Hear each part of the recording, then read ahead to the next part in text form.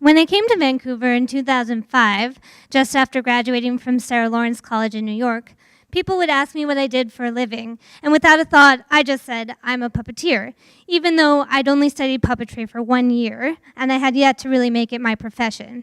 I just wanted to make stuff, puppet shows with people, stuff. So people always give me the same reaction. Oh, you're a puppeteer? Cool. So I knew I'd touched on something special. And it's true, there aren't that many puppeteers out there, but the more I immersed myself in my newfound identity, the more I learned how big and small the world of puppetry is, and how much it has to offer. And just because I wanted to, I started my own company, which is really just a name I call myself and all the stuff that I do. Anyone who wants to do something with me just becomes a part of my company. And I've been able to travel the globe with it. This piece is called Journey, which was created with the PechaKucha Puppet Theatre Trust in New Delhi, India. I make up puppet shows with some of my favorite people. This is me underneath the man puppet, and my best friend from high school back in Baltimore, Maryland. I just thought, wouldn't it be fun to make a puppet show together? But really, it was about reconnecting as friends. And after the Mayor's Arts Award in 2010, which was given to me thanks to Carmen, who chose me as the emerging artist, we traveled to festivals all over BC singing songs about larger-than-life invasive plant species.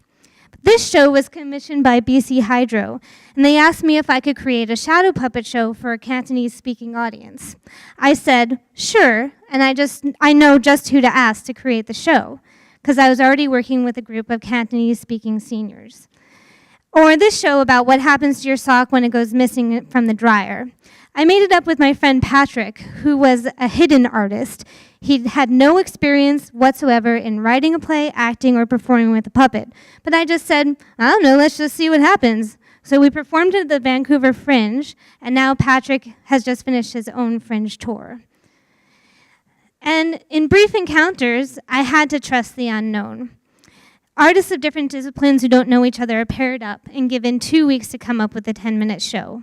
And I paired up with Julia Carr, a dancer, and it was so successful that we went on to create more community-engaged projects, such as this project at the Kensington Community Center, where we made a giant water dragon in the pool.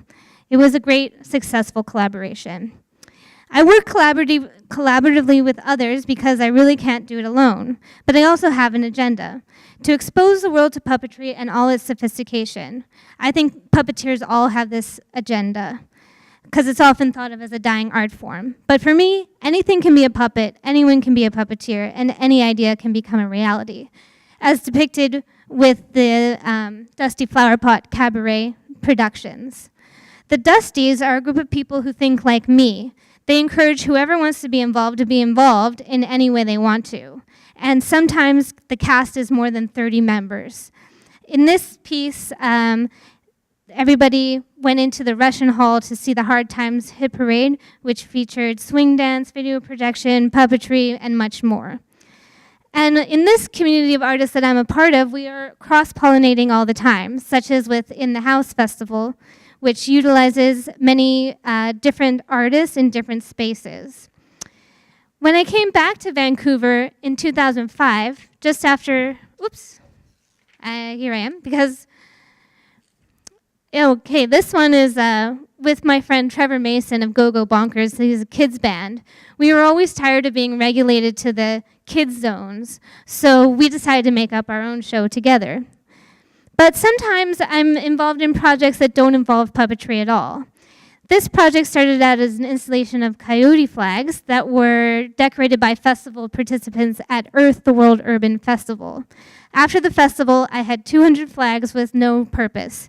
So I collaborated with a textile artist, and we made them into quilts and donated them to those in need. But community is everywhere. Almost everyone is interested in trying something new. This is a workshop with parents and youth from Beth Israel congregation. I don't consider myself very Jewish, but people are people, and if they're interested, I'll work with anyone. But some of my most satisfying work is with this group of Cantonese-speaking seniors at Strathcona Community Center. I've had the pleasure of working with Sharon Bailey and Anna Ma, facilitating seniors to make their own puppet shows that they perform for a live audience. People think that puppets are just for kids, but they really aren't. But kids are great too. And I've found that kids all around the world are pretty much the same. This is a production made in Chandigarh, India, with students from an alternative school where there's no distinct classes and all the ages are mixed. And then after India, I went to South Africa to perform in the Out the Box International Festival, where I was part of the huge community of spectacular puppet artists. I helped to build this giant puppet as part of the FIFA World Cup celebrations in Cape Town. But when I returned to Vancouver, I took the course at SFU titled Exploring Arts for Social Change with Judith Marcuse. And out of that class came a new multidisciplinary collective called Something Collective. We made many community-engaged projects, including a neighborhood mapping project in which participants made toy theaters of their favorite places to play, dances of their neighborhood roots, and recorded sounds and moss graffiti. But there are so many ways to engage. This is a giant puppet made by festival participants at Quadripalooza on Quadra Island, and I plan on remaking this puppet at many festivals all over BC. Most recently, Nishka artist Warren Adams and I facilitated a mask-making workshop with marginalized school students in the Nass Valley, BC. Warren and the kids taught me so much about their tradition, and I find in every project, the growing and the learning is reciprocal, because the arts are always about exploration, investigation, and the unknown. All these varied projects point to the fact that inspiration is everywhere. And right now I'm involved with a project that's going to help send me back to India called Trash Talk Recycled. I just wanted to mention that we have an Indiegogo campaign right now to help cover the cost. So I have some flyers available, and I'd love to see you make a donation to help make this project happen. Thanks so much.